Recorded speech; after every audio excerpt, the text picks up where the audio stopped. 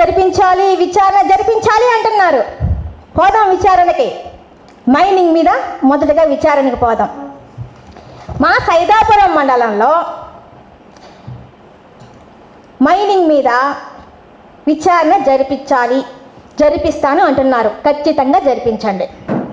గత ప్రభుత్వంలో మా సైదాపురం మండలంలో 5 మైళ్ళలో ఖచ్చితంగా విచారణ జరిపించండి. ఆ 5 మైళ్ళలో కోట్ల రూపాయలు దోచుకునింది మీరే కదా. ఆ అకౌంట్స్ లావాదేవీలన్నీ కూడా రూప్ కుమార్ యాదవ్ గారి పైనే ఉన్నాయి. ఆ 5 మైళ్ళలో విచారణ జరిపిస్తే ముందు వెళ్ళేది లోపలికి నువ్వే. పైకి గంభీరంగా మాట్లాడడం కాదు, వాస్తవాలు మాట్లాడు.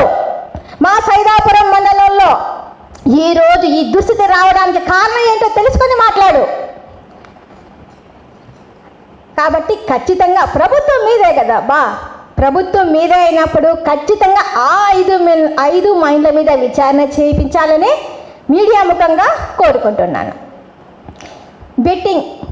బెట్టింగ్ మీద కూడా విచారణ జరిపించండి. అసలు నేనేమనుకున్నానంటే ఐపీఎల్ జరుగుతున్నాయి కదా, మా రూపం ఎక్కడైనా హైదరాబాద్లో బెట్టింగ్ చేసుకుంటా ఉంటాడు అనుకున్నాను. నెల్లూరులోనే ఉన్నాడని మార్నింగే తెలిసింది. మంచిది, ప్రభుత్వం మీదే. మీరు 5 లక్షలు తీసుకున్నారు కదా. కృష్ణసింగ్ గారు కూడా ఉన్నారు. ఎస్పీ రామకృష్ణ గారు కూడా ఉన్నారు. ప్రభుత్వం మీదే. ఖచ్చితంగా విచారణ జరిపించండి. నిజాలు బయటకు వస్తాయి.